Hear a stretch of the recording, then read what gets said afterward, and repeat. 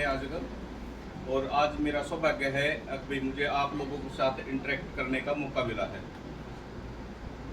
मैं पिछले एक महीने से यहाँ लोहारों में पोस्टेड हूँ। जो पीछे प्रकरण था, मनीषा प्रकरण के दौरान मेरी यहाँ इंडक्शन हुई थी।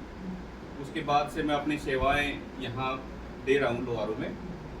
और आप लोग देखते भी होंगे पुलिस की वर्किंग किस तरह की होती है, और आप लोगों का भी व्यवहार में हम बिल्कुल माइल्यूटली देख रहे हैं। आपको अच्छा, आपकी यूनिफॉर्म, जैसे आपकी स्टूडेंट्स की जो यूनिफॉर्म है, वैसे भी हमारी एक यूनिफॉर्म है। जैसे आप लोग हमारे को पहचान लेते हो कोई ये पुलिस वाला है, इसी तरह आप भी इस यूनिफॉर्म में बिल्कुल इजीली विजिबल हो जाते हो सबके सामने।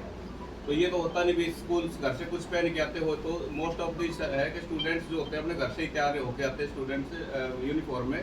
तो आप लोगों को भी हम देखते रहते हैं भी आप लोगों की एक्टिविटी किस तरह की होती है यहाँ पर। तो कम टू द पॉइंट, आज का जो उद्देश्य है आप लोगों के साथ आने का, राज्य सरकार की तरफ से एक पखवाड़ा चलाया हुआ है। इसमें सेवा पखवाड़ा है। जो भी डिपार्टमेंट अपनी सेवाएं जो दे रहा है, उसके अतिरिक्त उस लीग से हटके कुछ सेवाएं सरकार समाज को देनी होती है उस पखवाड़े के अंदर। तो कुछ पॉइंट हैं, उस पॉइंट के अनुसार एक पॉइंट इसमें ये भी है नशे के बारे में बताना। मेरे से पूरा भी सर हॉस्पिटल की तरफ से आए हैं, तो आप लोगों को नशे के बारे में भी बताया होगा। जो बताया है वैल्यूएबल सजेशंस आपको दी होगी, गाइडेंस आपको दी होगी। उससे हटके मैं कोशिश करूंगा आप लोगों को कुछ बताऊं एक्स्ट्रा की चीज़ें। देखिए, दो तरह की कार्रवाई, नशे की कार्रवाई होती है। मैं आपको वर्कमैन के तौर के ऊपर आपको जाना है, तो इंडस्ट्री जो होती है वो आपकी डिमांड करती है कि हमें इस तरह की वर्कर चाहिए जो एक्सपीरियंस्ड हो, वेल ट्रेंड हो। इसको आप स्किल्ड लेबर कहते हैं। तो आप लोग जो हो स्किल्ड प्रोफेशन में जाओगे, स्किल्ड लेबर के तौर पे आप वर्क फोर्स के तौर पर आप आईटी में जाओगे, तो जो इंडस्ट्री आपको डिमांड करेंगी वो आप उनकी डिमांड हो। इसी तरह नशे की डिमांड होती है, तो जो नशे की डिमांड होती है उस पर किसका कार्रवाई होती है, उसकी पुलिस की कार्रवाई होती है। तो हम डिमांड समाज करता है और उसको सप्लाई करती है जो ऑथेंटिक सिंथेटिक ड्रग्स वगैरह होते हैं। तो उसको जो सप्लाई होती है, दूसरी साइड में उस पर आ गया, उस दूसरी साइड होती है सप्लाई साइड, डिमांड साइड और सप्लाई साइड।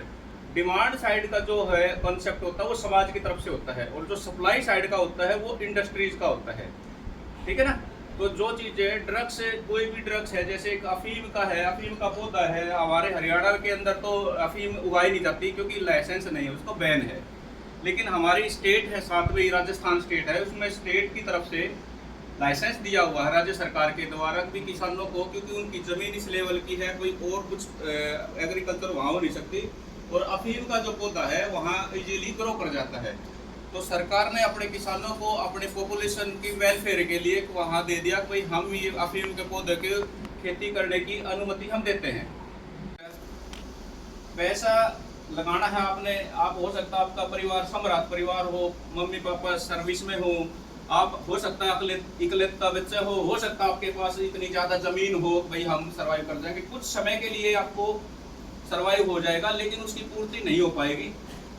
स्टार्टिंग में आपको कुछ चीज़ बेचोगे, उसके बाद कुछ चीज़ बेचोगे उस चीज़ के, क्योंकि आपका शरीर तो हैबिचुअल हो गया उस चीज़ को, आपके शरीर को लत लग गई उस चीज़ की, और आपको पूर्ति करनी ही करनी है। तो करने के लिए आपको कुछ न कुछ बेचना पड़ता है। हो सकता है आपको एक खेत बेचना पड़ जाए, हो सकता है अपने मम्मी पापा की ऑर्नामेंट बेचने पड़ जाए, हो सकता है आपके पास कोई व्हीकल दिया मम्मी पापा ने स्कूल में जाने के लिए, कॉलेज में जाने के लिए, मेरे को लत लग गई, मेरा लत पूरा नहीं हो रहा, तो मुझे इंस्टेंट नशे की जरूरत है। तो आप ये नहीं देखो कि मैं सोच लूँगा बाइक हो सकती, बाइक दे दी भाई, मेरे को बाइक बेच दी, मैंने उसी इंस्टेंट बाइक बेच दी, ऑनलाइन बेच दी, या फिर कोई मिल गया उसको दे दी, मुझे पैसे अच्छे हैं, पैसे से मुझे नशा करना है, तो आपको आर्थिक तौर पर नुकसान होता चला जाएगा।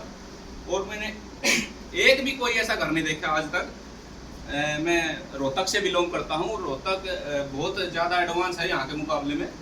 तो मैंने जितनी काम किया है इस फील्ड में, तो इतने अच्छे परिवार के बच्चे, इतने जिनको हाई स्टैंडर्ड के बच्चे, वो भी सर्वाइव नहीं कर पाते। आखिर में उन्होंने बहुत सारे बच्चों के आप लोगों का एक छोटा सा एक्ट आपको साइबर क्राइम से बचा भी सकता है और साइबर क्राइम में इन्वॉल्व भी कर सकता है।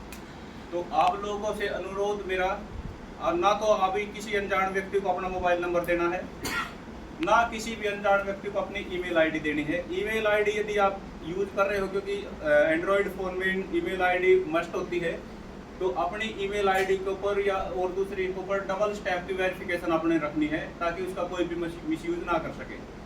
डबल स्टेप की ईमेल आईडी होगी, डबल स्टेप की आपकी वेरिफिकेशन होगी, तो मेरा फ़ोन यदि ओपन भी पड़ा है तो मेरे फ़ोन की ऑथेंटिसिटी, मेरे फ़ोन का मिसयूज कोई नहीं कर पाएगा। मेरे पास बहुत सारे ऐसे केसेज आए हैं कि मेरा फ़ोन तो सर मैंने चार्ज लगाने के लिए रखा था, और वहाँ से बंदे ने मेरा फ़ोन का नंबर पता अपने फ़ोन से उस नंबर को उससे डायल किया, अपने मेरे को उसको पता चल गया मेरा फ़ोन ये है, अपने फ़ोन से उसके ऊपर मेरे फ़ोन में व्हाट्सएप चलाई, उसके नंबर उसका व्हाट्सएप मैं यूज़ कर रहा हूँ, और उस व्हाट्सएप से मैं किसी को भी ब्लैकमेल कर रहा हूँ, या किसी को भी धमकी दे रहा हूँ, या मैं किसी को भी कोई गलत काम कानून विरोधी कर रहा हूँ। बहुत सारे केसेज इस तरह के आए हैं।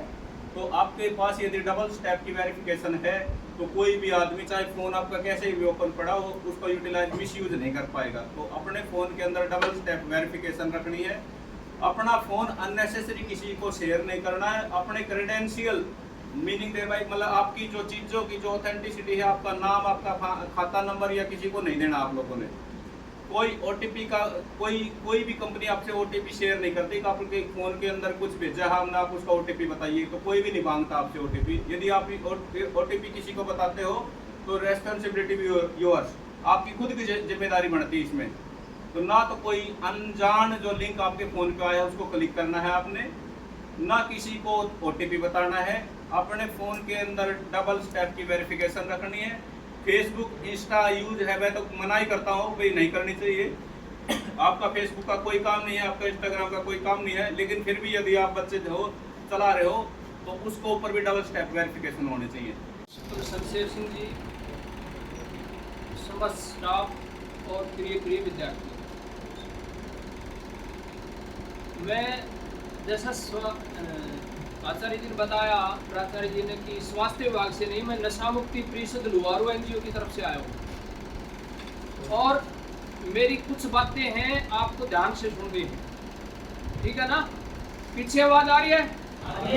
आवाज पूरी है, मेरी कोई दिक्कत नहीं, लेकिन मैं भाषण न दे करके कुछ बातें करूँगा आपसे, बच्चियों से अलग और आपसे अलग। आपने मेरा उसका जवाब तो दिया, तो मेरी बातें आपके दिमाग में पहुँच जाएंगी, और ये 15-20 साल बाद काम करेंगी, वो कभी ख़त्म नहीं होंगी मेरी बातें, क्योंकि मैं वही बोलूँगा जो मैंने देखा है, सुना है और अनुभव किया है, और मेरा जीवन उससे कितना प्रभावित हुआ है।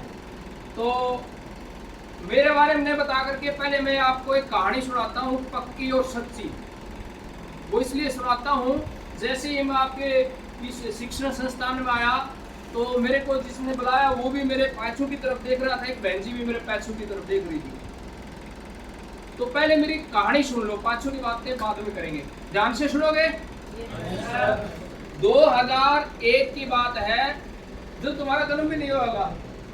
2001 से पहले कौन कौन जन्म दिया हो गया था, वो प्राप्त करें, वो एक तो होगा। अब ध्यान से सुनो, 2001 में एक 11वीं क्लास का विद्यार्थी था। कौन सी क्लास का था? 11वीं।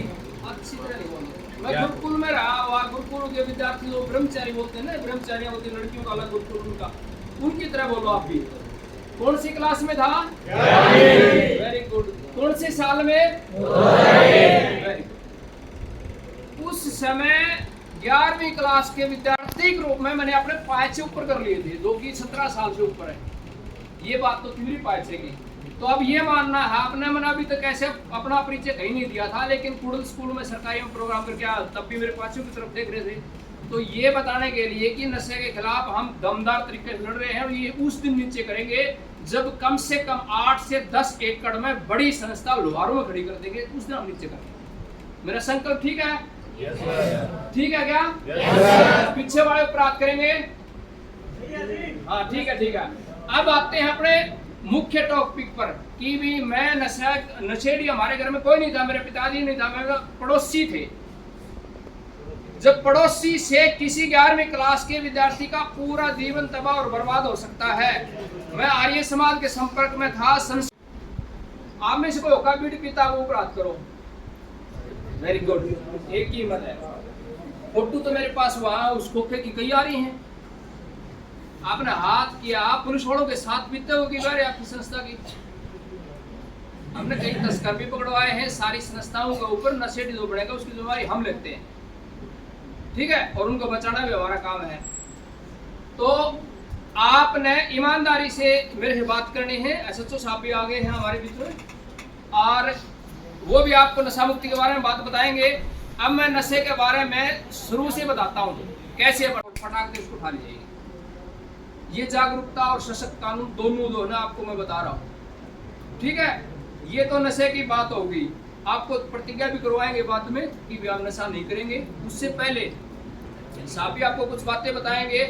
इसके अलावा जो मैं आपको बता रहा हूँ, जो आपको नशा मुक्त होने के लिए काम आएगी, जो साहब बता रहे थे ना आपके प्रिंसिपल साहब, दिनचर्या का बड़ा महत्व होता है।